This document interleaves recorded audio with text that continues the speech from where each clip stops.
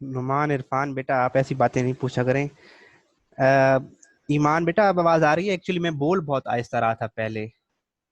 अब आवाज ठीक आ रही है ईमान? आई होप कि अब क्लियर होगा। मैं पहले बेटा आहिस्ता बोल रहा था, अभी टॉपिक स्टार्ट करने लगे हैं तो।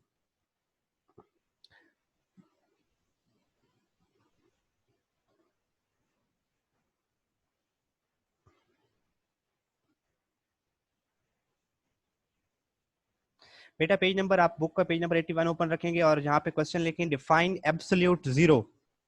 डिफाइन एब्सोल्यूट जीरो, बहुत इंपॉर्टेंट शॉर्ट क्वेश्चन है बेटा।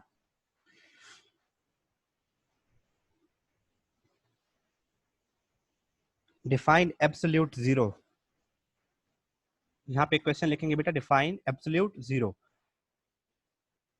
अच्छा बेटा, इस क्वेश्चन को डिस्कस करने से पहले मैं आप लोगों से कुछ क्वेश्चन करता हूँ, आप लोगों ने मुझे उनके आंसर करने हैं।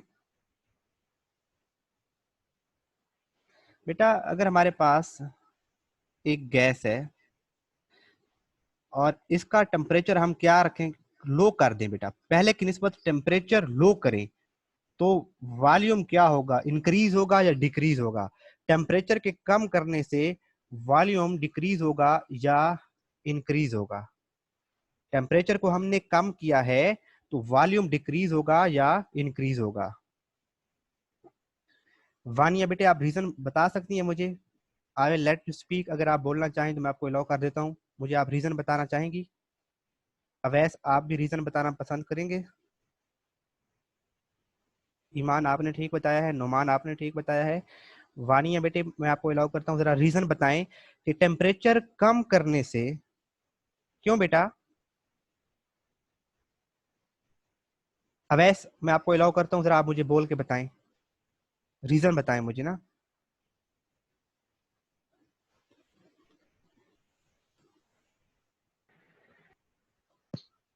सर जी, क्योंकि जी जी बोले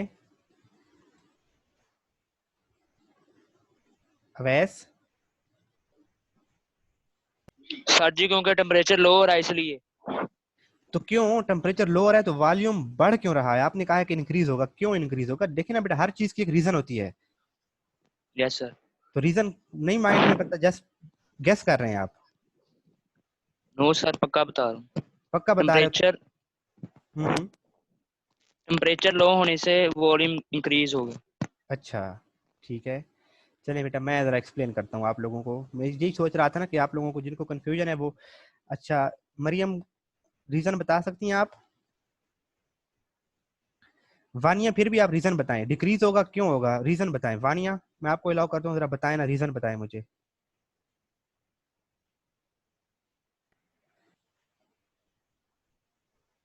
जो बच्चा भी रीजन आंसर करना, रीजन बताना चाहता है बेटा, आप मुझे बताए, मैं उसको अनम्यूट करता हूँ और मुझे बताए रीजन।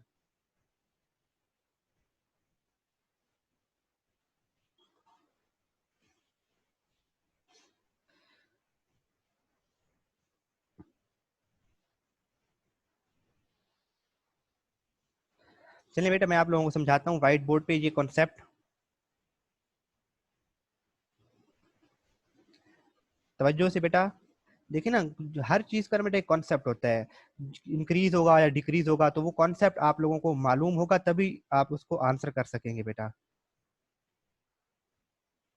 अब आपका कोई क्वेश्चन होगा तो वो बाद में मैं आंसर करूंगा, अभी मैं चैट मिनिमाइज कर रहा हूँ बेटा।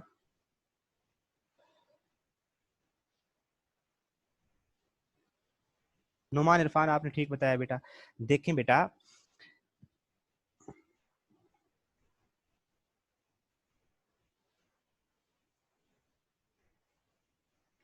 ये एक सिलेंडर है बेटा, ठीक है? इसमें गैस के मॉलिक्यूल्स मूव कर रहे हैं। जब बेटे इनका टेम्परेचर होगा हाई, इसका मतलब है टेम्परेचर जब ज्यादा है तो मॉलिक्यूल्स की काइनेटिक एनर्जी ज्यादा है। काइनेटिक एनर्जी मीन ज्यादा होने का मतलब है मॉलिक्यूल बहुत स्पीड से मूव कर रहे हैं, जिधर भी मॉलिक्यूल मूव कर रहा है वो काफी फास्ट स्पीड से मूव कर रहा है। जब बेटा मॉलिक्यूल्स की स्पीड ज्यादा होती है तो उनमें इंटर मॉलिक्यूलर फोर्सेस वीक होती हैं।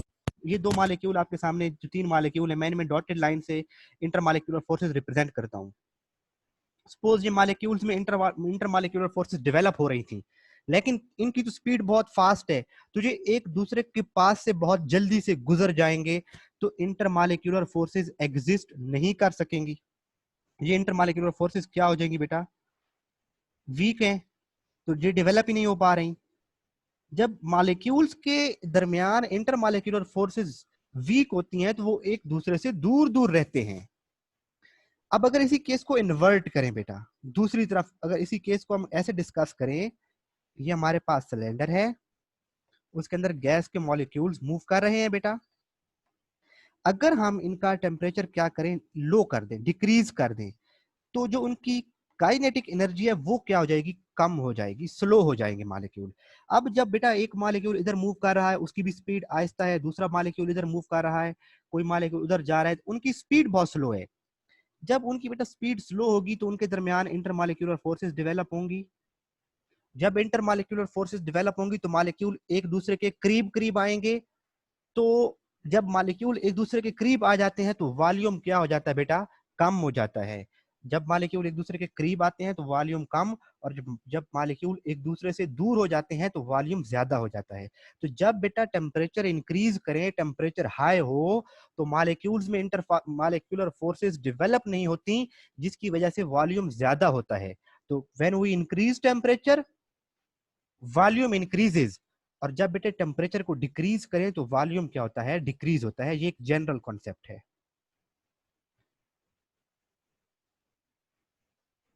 ओके बेटा, हफ्सा मैं कर दूंगा। जी बेटा, अब समझ आइए आप लोगों को, जो रीजन बताना, जिनको रीजन नहीं आ रही थी समझ। जब टेम्परेचर लो होगा तो वॉल्यूम लो होगा, जब टेम्परेचर हाई होगा तो वॉल्यूम हाई हो जाएगा। रीजन क्या है, इंटरमॉलिक्यूलर फोर्सेस का बेटा वीक या स्ट्रांग होना है। जब इंटरमॉलिक्यूलर फोर्सेस वीक होती हैं तो मॉलिक्यूल दूर दूर होते हैं, और जब इंटरमॉलिक्यूलर फोर्सेस स्ट्रांग होती हैं तो मॉलिक्यूल एक दूसरे को अट्रैक्ट करते हैं, तो वो एक दूसरे के करीब करीब आ जाते हैं, जिसकी वजह से वॉल्यूम कम हो जाता है। बाकी बच्चे बताएं, समझ आ गई बेटा? अवैस, आप भी बताएं बेटा। वो आप ट्राई कीजिएगा बेटे, अगर आपसे होता है अनुमान तो ठीक है, अदरवाइज मैं बता दूंगा।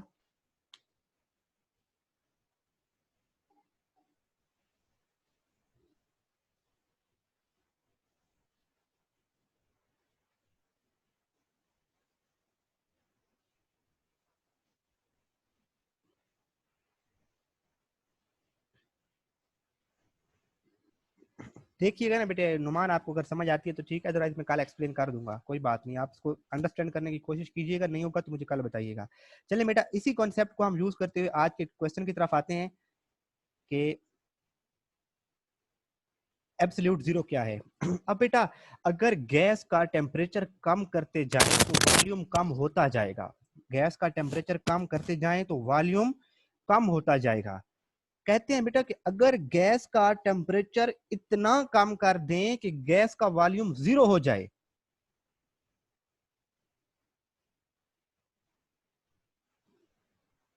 जी बेटा, हुमेरा कल मीटिंग एंड हो गई थी, टाइम खत्म हो गया था। आई थिंक आपका कोई क्वेश्चन था जिसको मैं आंसर कर रहा था, वो मुझे बताइए आप। अच्छा बेटे, याद देखें, यहाँ पे हमने अभी डिस्कस किया था कि अगर टेम्परेचर कम करें तो वॉल्यूम कम होता जाता है। अगर टेम्परेचर को इतना कम कर दें कि बिल्कुल वॉल्यूम जीरो हो जाए, तो उस कम टेम्परेचर को कहते हैं एब्सोल्यूट जीरो। और इस क्वेश्चन को बेटा मैं मार्क कर रहा हूं, यहां से मार्क करेंगे, the temperature at which an ideal gas would have zero volume. एक ऐसा टेम्परेचर जिस पर गैस का वॉल्यूम बिल्कुल जीरो हो जाए, उसे क्या कहते हैं, एब्सोल्यूट जीरो। तो इट द टेम्परेचर, यहां से शुरू करेंगे बेटा, इट इज को छोड़ देंगे, द से शुरू करेंगे। The temperature at which an ideal gas would have zero volume is called, आगे खुद ऐड करेंगे, is called absolute zero, is called absolute zero. और एक और लाइन ऐड करेंगे, मैं व्हाइट बोर्ड पे लेके जा रहा हूं बेटा, वहां पे मैंने लिखा हुआ है, वहां से ये लाइन ऐड करेंगे।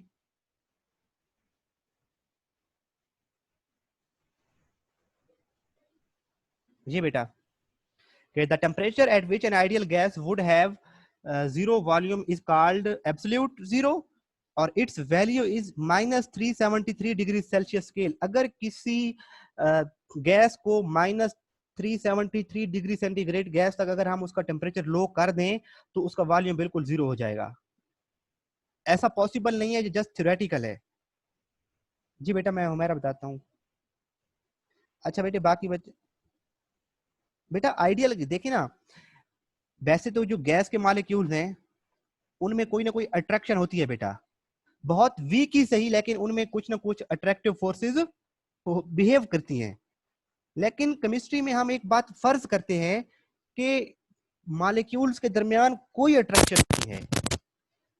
ऐसी गैसेस जिनके मॉलिक्यूल्स में कोई अट्रैक्शन ना हो उन्हें कहते हैं आइडियल गैस। ये जस्ट सपोज की जाती है, कोई भी गैस रियल में 100% आइडियल नहीं है, ये जस्ट एक सपोज कैरेक्टरिस्टिक है कि अगर गैसेस के मॉलिक्यूल्स में इंटरमॉलिक्यूलर फोर्सेस बिल्कुल ना हो तो उन गैसेस को हम कहते हैं आइडियल गैसेस। इसी को बेटा यही टेम्परेचर है, -73 डिग्री सेंटीग्रेड या 0 केल्विन, ये दोनों इक्वल हैं। ये टेस्ट योर सेल्फ का जो बच्चा पूछ रहा है कौन था, हुमैरा बेटा टेस्ट योर सेल्फ के आप क्वेश्चन देखिएगा, अगर आपको वो ना समझ आए ना बेटा तो मुझे कल बता दीजिएगा, हम उनको डिस्कस कर लेंगे। बेटा ये -370 डिग्री सेंटीग्रेड और 0 केल्विन ये दोनों इक्वल टेम्परेचर हैं। जैसे हम कहते हैं कि जिस तरह से टेम्परेचर की स्केल है, एक फ़ारेनहीट है, एक डिग्री सेल्सियस स्केल है और एक केल्विन स्केल भी है बेटा। तो ये केल्विन स्केल में 0 Kelvin temperature is equal to -373 degree Celsius scale. तो इस टेम्परेचर तक अगर किसी आइडियल गैस को हम हीट करें तो उसका वॉल्यूम बिल्कुल जीरो हो जाएगा। ना ना बेटा नोबल गैसेस वाला चक्कर ही नहीं है आइडियल गैसेस में। केमिस्ट्री में ये सपोज किया जाता है कि सारी गैसेस आइडियल बिहेव कर रही हैं, यानी उनकी मॉलिक्यूल्स में कोई इंटरेक्शन नहीं है। एक इक्वेशन है बेटा केमिस्ट्री में, PV is equal to nRT। जो गैसेस इन इस इक्वेशन को फॉलो करती हैं उनको कहते हैं आइडियल गैसेस। ये आइडियल गैस के कैरेक्टरिस्टिक्स हैं और ये सारे सपोज्ड हैं। ये डेफिनेशन बेटा लिखी हुई है, ये मैंने अभी बुक पे भी मार्क करवाई थी, उसमें मैंने कहा था ये आखिर में ऐड करेंगे, ये लाइन ऐड करेंगे तभी 2 नंबर मिलेंगे। क्वेश्चन आता है ना डिफाइन एब्सोल्यूट जीरो, तो ये it's value is -370 degree Celsius scale और 0 केल्विन, ये साथ में ऐड करेंगे बेटा। और ये मार्क कर रहा हूं मैं इसको बुक पर जहां पे लिखा हुआ है, the temperature at which an ideal gas would have zero volume is called absolute zero और it is equal to 0 Kelvin or -273। Sorry I wrote 373, it was 273, 273 है बेटा, सॉरी आई, ये है 273 बेटा, -273 डिग्री सेल्सियस स्केल।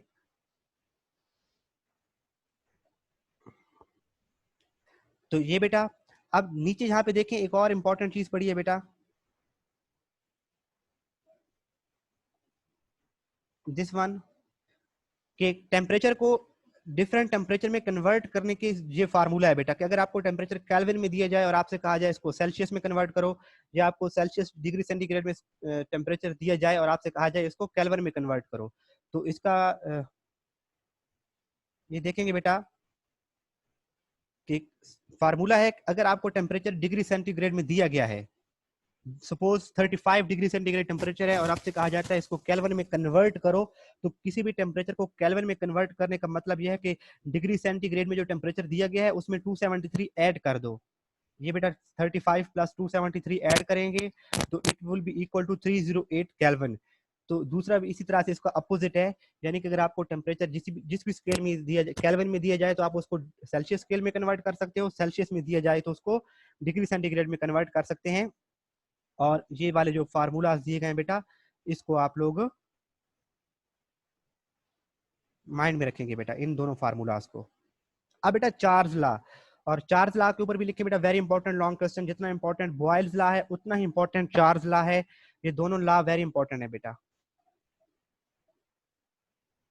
जी बेटा important है।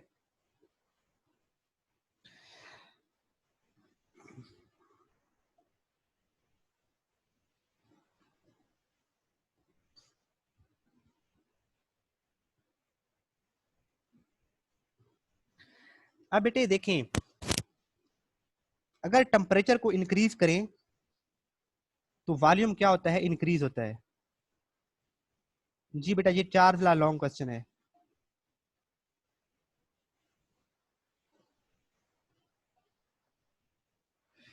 Page number sir जी 35 degree Celsius किधर, एक मिनट बेटा मैं दोबारा शो करता हूँ, वो देख लें आप उसको।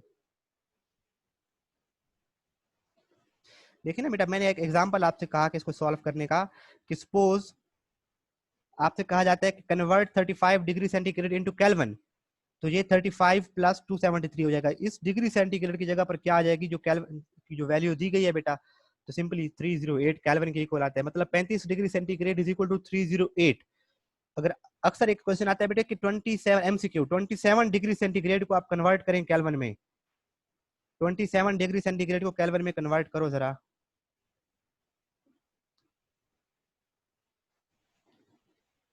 बेटा ये चार्ज ला इंपॉर्टेंट लॉन्ग क्वेश्चन है, इसको हम डिस्कस करते हैं बेटा अभी। एब्सोल्यूट जीरो में वही एक डेफिनेशन मार्क करनी है जो मैंने आपको मार्क करवाई है, साथ में एक लाइन ऐड करनी है और नीचे दो फार्मूलाज जो इंटर कन्वर्जन के हैं वो करने हैं। वैसे आपको क्लियर है बेटा? तकवा अफजाल बेटे आप पहले कभी क्लास में मुझे नजर नहीं आए।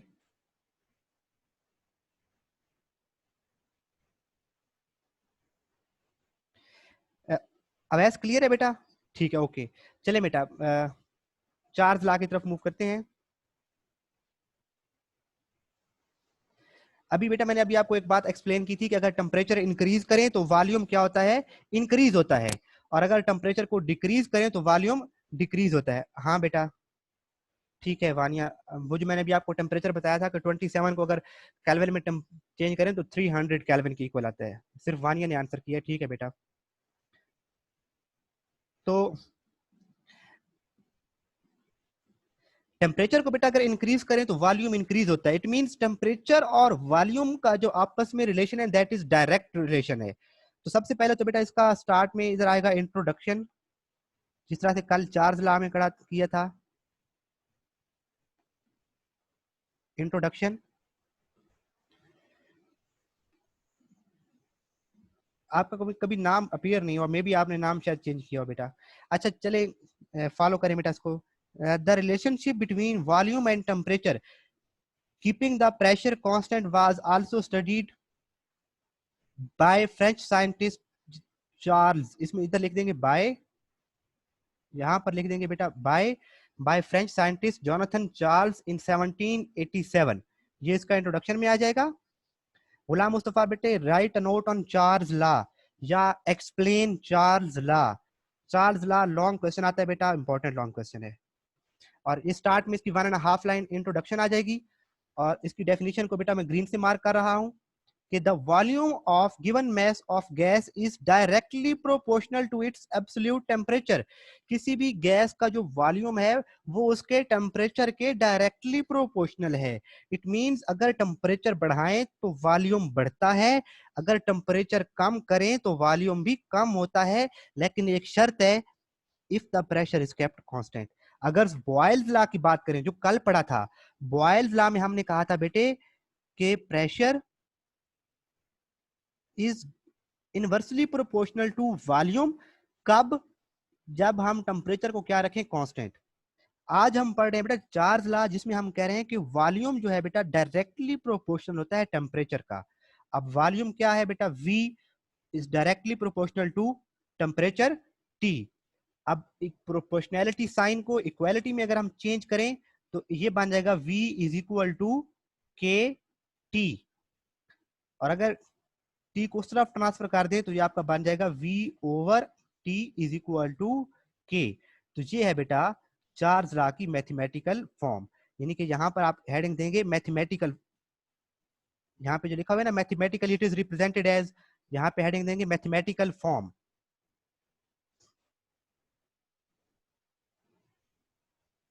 बेटा जो मैंने ऊपर ब्लैक लाइन से लिखा है दैट इज इंट्रोडक्शन, जो ग्रीन लाइन से लिखा है ये डेफिनेशन है चार्ल्स लॉ की बेटा।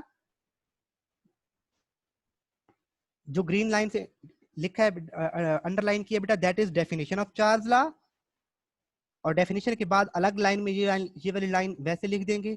इसको मैं ब्लू से कर रहा हूं बेटे, when pressure P is constant the volume of given mass of gas is proportional to its absolute temperature. ये वैसे साथ में लिख देंगे, और जो रेड लाइन जिसको मैंने सर एरो बनाया यहाँ पे लिखेंगे मैथमेटिकल फॉर्म।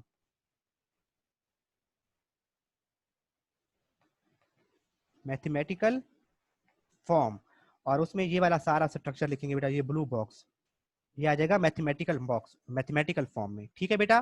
अब के क्या है, वेयर के is proportionality constant if temperature is temperature of the gas is increase its volume also increases.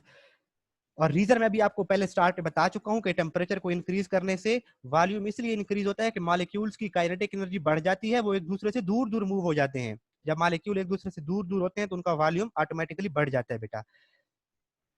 अगर बेटा आप टेम्परेचर चेंज करें, when the temperature is change from T1 to T2 the volume also changes from V1 to V2। कि suppose अगर पहले 25 degree centigrade है तो उसका 25 पे जो वॉल्यूम होगा वो टेम्परेचर T1 और वॉल्यूम V1। अगर टेम्परेचर को इंक्रीज कर दें, T1 से इंक्रीज करके T2 कर दें, सपोज 100 कर दें, तो वॉल्यूम चाहे वो भी बढ़ जाएगा, तो वो हो जाएगा V2। तो ये उसकी mathematical form, second mathematical form आ जाएगी बेटा कि V1 over T1 is equal to K and V2 T2 is also equal to K। तो इसको बेटा मैं व्हाइट बोर्ड पे सारे मैथमेटिकल स्टेप्स व्हाइट बोर्ड पे कर देता हूँ, क्लियर हो जाएंगे वहां पे।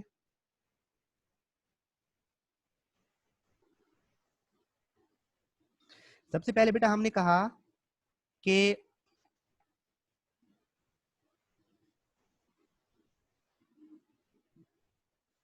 बेटा करना सारा है, इसमें छोड़ने वाला कुछ भी नहीं है, कि टेम्परेचर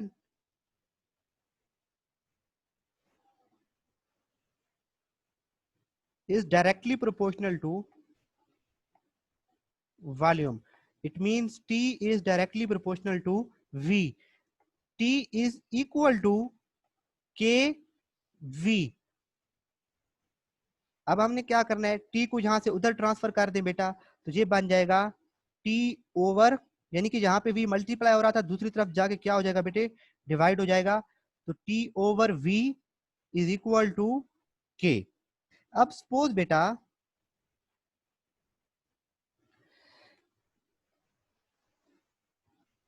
जब टेम्परेचर T1 है तो उस टेम्परेचर पे जो वॉल्यूम है that is V1 and that is equal to K। K जो है बेटा वो एक गैस की जब अमाउंट चेंज नहीं होती तो K सेम रहेगा, चाहे टेम्परेचर जो भी रखें। अगर हमारे पास उसका गैस का 1 डेसीमीटर क्यूब है तो फिर उसका चाहे टेम्परेचर जो भी करते रहे K की वैल्यू चेंज नहीं होती। और अगर उसका टेम्परेचर T1 से इंक्रीज करके बेटा क्या T2 कर दें, तो टेम्परेचर के इंक्रीज होने से आपको पता है वॉल्यूम भी क्या हो जाता है, इंक्रीज हो जाता है, लेकिन K जो है वो सेम रहता है।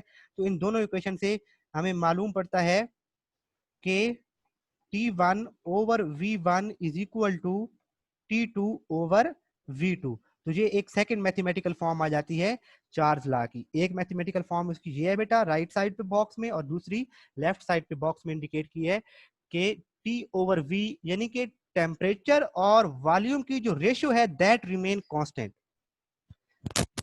ये ओवरऑल बेटा मैथमेटिकल स्टेप्स इन्वॉल्व हैं चार्ज लॉ में।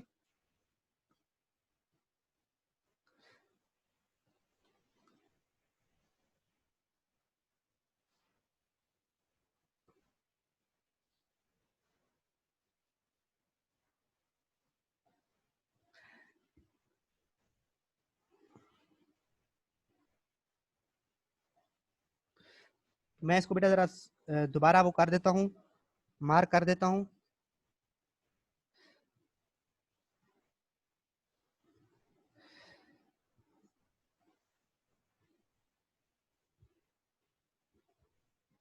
पहले बेटा मैं, ये इंट्रोडक्शन है बिल्कुल स्टार्ट में।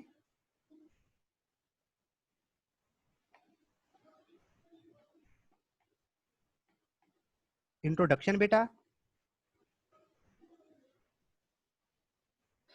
ठीक हो गया। उसके बाद ये डेफिनेशन,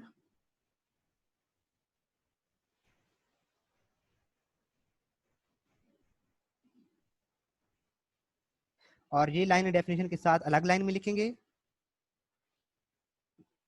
यहां तक।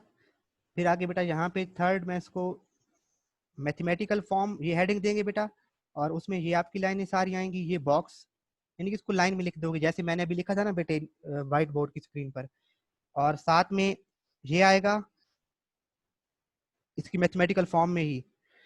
और यहाँ पे बेटा हेडिंग देंगे, इस जगह पे हेडिंग देंगे, एरो से मैं इंडिकेट कर रहा हूँ सेकंड मैथमेटिकल फॉर्म। सर जी आप हमें पढ़ाएंगे स्कूल में? बेटा अगर वॉल्यूम डिक्रीज होगा तो यानी कि बेटा वॉल्यूम डिपेंड कर रहा है टेम्परेचर पे। टेम्परेचर डिक्रीज होगा तो वॉल्यूम डिक्रीज होगा, टेम्परेचर इंक्रीज करेंगे तो वॉल्यूम डिक्रीज होगा। यानी कि यहाँ पे टेम्परेचर कंट्रोल कर रहा है वॉल्यूम को बेटा। जी बेटा स्कूल में इंशाल्लाह मैं पढ़ाऊंगा आप लोगों को वेस्टवुड कैंपस में बेटा, नॉट इन डबलॉट कैंपस। अच्छा यहाँ पे बेटा हेडिंग देंगे सेकंड मैथमेटिकल फॉर्म।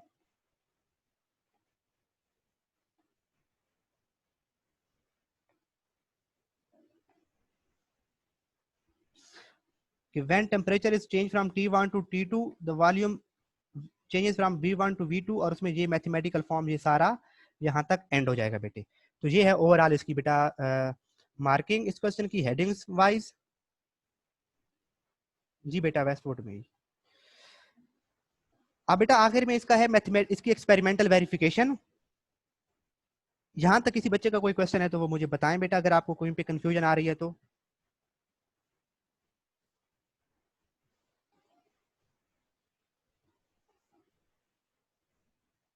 बेटा अरुषा T2 आएगा आपका, ये प्रीवियस चैप्टर में से जो आपका टॉपिक रह गए थे ना बेटा, चैप्टर 4 में मेटेलिक बॉन्डिंग से लेकर, मेटेलिक बॉन्डिंग था, फिर डाइपोल डाइपोल इंटरेक्शन था, हाइड्रोजन बॉन्डिंग था, properties of ionic compound, covalent compound, metals की प्रॉपर्टीज, उस पोर्शन में से आएगा। आप लोगों को सिलेबस ग्रुप में सेंड हो चुका है। अच्छा कोई क्वेश्चन नहीं है, इट मींस जहां तक आप लोगों को क्लियर है बेटा। अब इसकी एक्सपेरिमेंटल वेरिफिकेशन की तरफ बेटा मैं मूव कर रहा हूँ, इसको रेज कर रहा हूँ।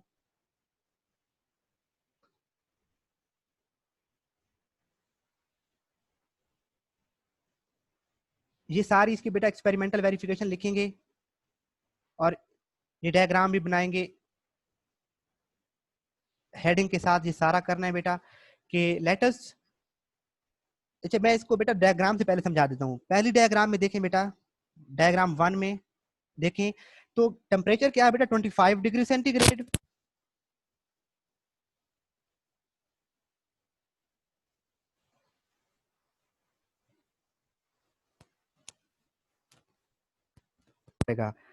अगर उसी सिलेंडर को रख दें हीट करने पर, अब डायग्राम 2 में देखें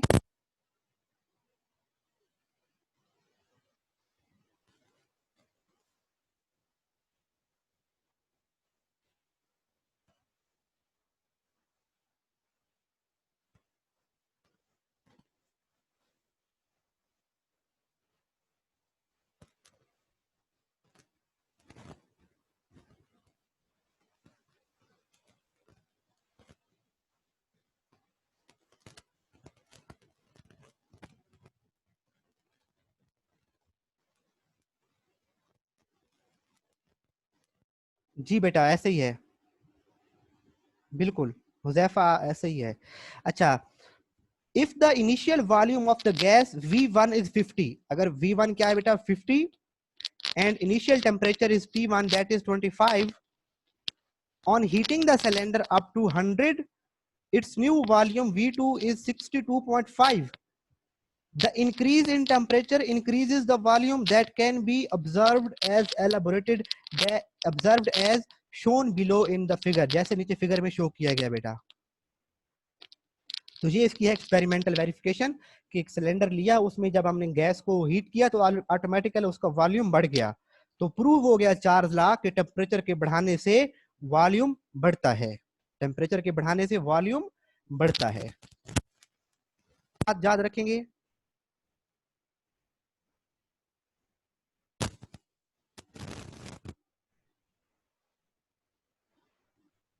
जी बेटा डायग्राम बनानी है, डायग्राम ये जो आपको बॉक्स बनाओगे ना ये सारा लिखना है बेटा।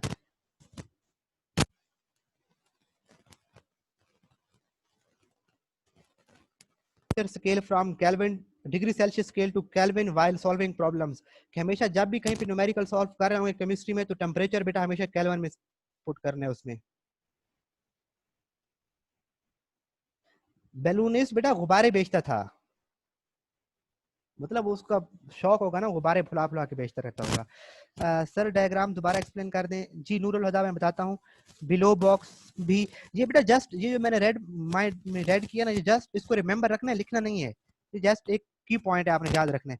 बेटा देखिए ना डायग्राम में हमने कहा उसने कि एक सिलेंडर लिया और उसका जो वॉल्यूम था बेटे वो था 50 और जो टेम्परेचर था वो था 25, यानी कि रूम टेम्परेचर था। जब इस टेम्परेचर को इंक्रीज किया, T1 को इंक्रीज करके T2 कर दिया, दैट उसको 100 के इक्वल कर दिया, तो जो वॉल्यूम है बेटा वो इंक्रीज होके क्या हो गया 62.5। जो पहले 50 था अब वो 62 हो गया, इट मींस इंक्रीज हुआ है। तो 10 ये बात साबित हो गई कि अगर टेम्परेचर को बढ़ाएं तो वॉल्यूम बढ़ जाता है। ये बेटा आपने हुमेरा, ये जो रेड मैंने बॉक्स में बनाया ना, ये जस्ट रिमेंबर रखेंगे कि जब भी आपने कहीं पर भी केमिस्ट्री में न्यूमेरिकल सॉल्व करना है तो टेम्परेचर को केल्विन स्केल में कन्वर्ट करने के बाद उसकी वैल्यू पुट करनी है। अगर डिग्री सेंटीग्रेड में टेम्परेचर की वैल्यू पुट करेंगे तो गलत हो जाएगा। हुमेरा ने कहा है कि सर पेज नंबर 69 और 70, बुक का पेज नंबर बेटा 69 और 70, मैं ओपन करके देखता हूँ क्या है। हाँ बेटा वो टेस्ट के सिलेबस होंगे बेटा, पेज नंबर 65, 66, 67, 68, 69 और 70 तक वो टेस्ट का सिलेबस होगा आपका T2 का। नहीं बेटा ये एग्जाम्पल लॉन्ग में नहीं आती, शॉर्ट भी नहीं आते।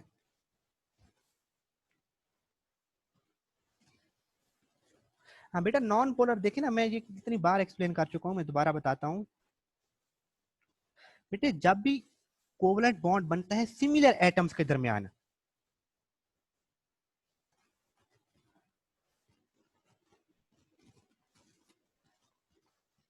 ये मैंने आपके सामने कुछ एग्जांपल्स लिखी हैं। तो जब भी बेटा कोवलेंट बॉन्ड बनता है सिमिलर एटम्स के दरमियान, तो इलेक्ट्रोनेगेटिविटी दोनों एलिमेंट्स की इक्वल इक्वल होती है, तो ये इक्वल इक्वल इलेक्ट्रॉन को अट्रैक्ट करते हैं, जिसकी वजह से नॉन पोलर रहता है। मैंने बेटा बुक पे आपको मार्क कर देता हूँ, ये 1 मिनट में बुक का पेज चेक कर लूँ बेटा, फिर मैं वो शेयर करता हूँ, मैं मार्क करवा देता हूँ, बुक से ही मार्क कर दूंगा, वहां पे आपको आसानी होगी समझने में। पेज नंबर है 64।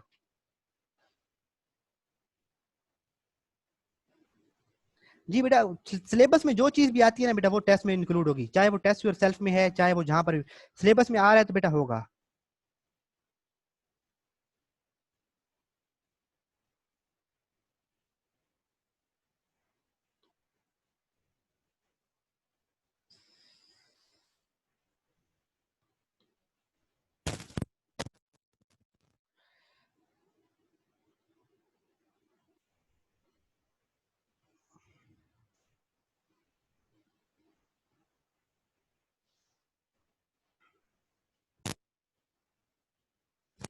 बेटा नॉन पोलर आपने कहा था, हाँ मैं मार्क कर देता हूँ बेटा।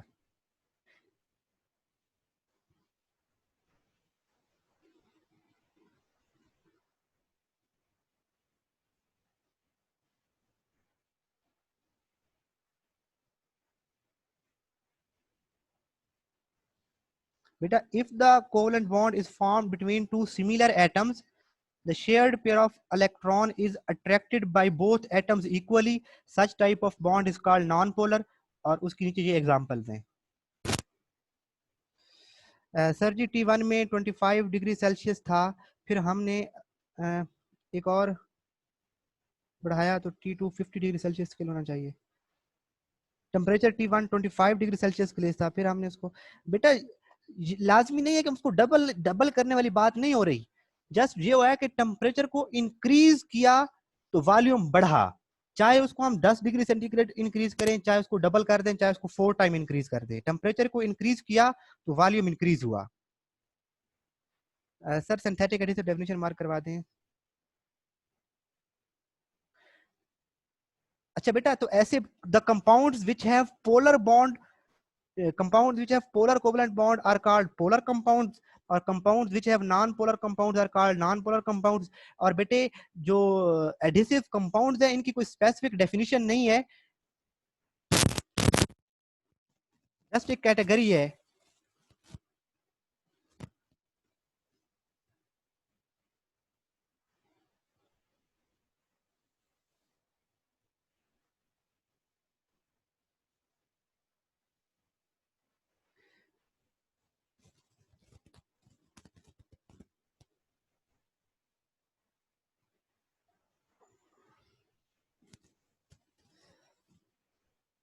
बेटा ये लॉन्ग क्वेश्चन है, जो अभी आज हमने पढ़ा था Charles law, that is long question.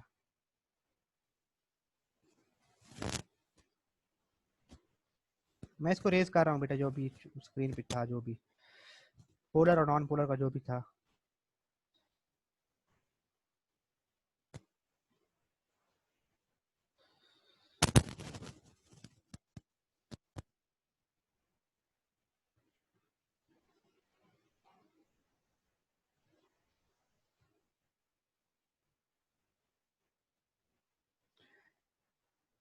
अच्छा बेटा, वो पोलर वाला भी लॉन्ग आ सकता है, लॉन्ग आ सकता है पेपर में। उसमें आप पोलर को डिफाइन करोगे, नॉन पोलर को डिफाइन करते हैं, उनकी एग्जांपल्स देते हैं, फिर उसमें हम डेल्टा साइन को लिखते हैं। हुमैरा तारिक कौन से चैप्टर के एक्सरसाइज का कह रही हैं आप? पेज 72 पिछले चैप्टर के एक्सरसाइज।